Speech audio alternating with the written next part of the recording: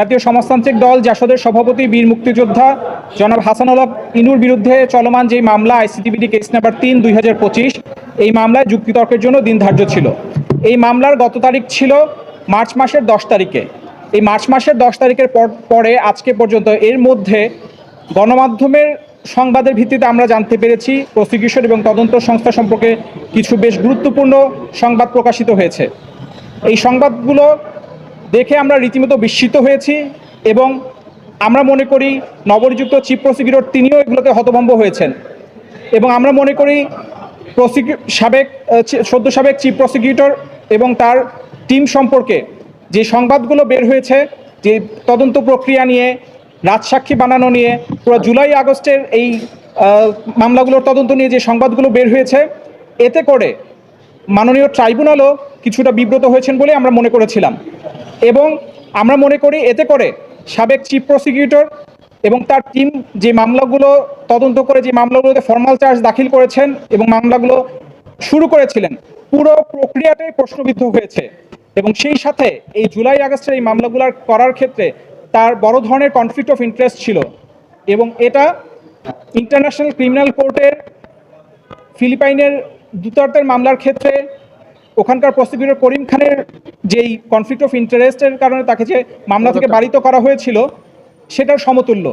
এবং এই conflict of ইন্টারেস্টের কারণে আমরা এর আগেও বলেছিলাম যে এই মামলা তিনি পরিচালনা করতে পারেন না, কিন্তু তারপরেও সেই মামলা এতদূর গড়িয়েছে এবং এই নির্বাচনের পরে 12ই ফেব্রুয়ারির পরে বিশেষ করে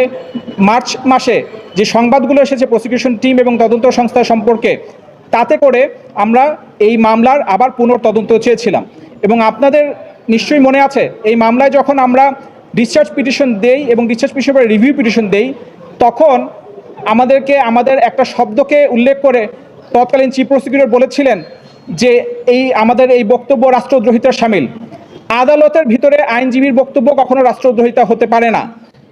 আদালতের ভিতরে আইনজীবীর আইনি যুক্তিতর্ক করার কারণে তাকে যদি রাষ্ট্রদ্রোহিতার হুমকি, আসামিকে হোক বা আইনজীবীকে হোক রাষ্ট্রদ্রোহিতার হুমকি দেওয়া হয়, সেটা আদালতের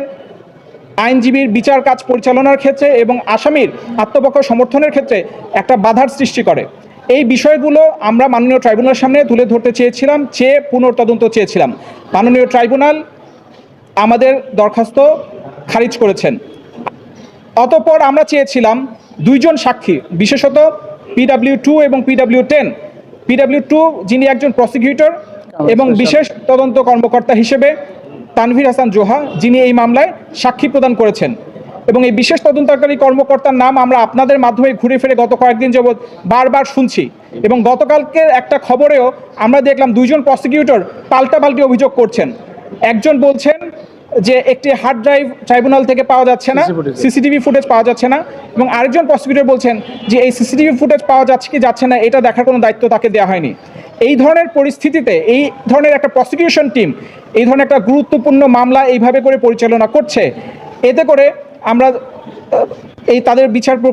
পুরো বিচার প্রক্রিয়াটাই প্রশ্নবিদ্ধ হয়েছে এবং আমরা এই কারণে তাদেরকে জেরা করার সুযোগ চেয়েছিলাম, রিকল করার সুযোগ চেয়েছিলাম মাননীয় ট্রাইব্যুনাল এবং সেই সাথে তদন্তকারী কর্মকর্তাকে আমরা জেরা করার সুযোগ চেয়েছিলাম। মাননীয় ট্রাইব্যুনাল আমাদের এই আবেদন দুটিও নামঞ্জুর করেছেন এবং আমরা মনে করি এতে আমরা সংক্ষুব্ধ হয়েছি এবং মাননীয় ট্রাইব্যুনাল যদি আমাদের আবেদন মঞ্জুর করতেন তাতে ন্যায় বিচার নিশ্চিত হতো।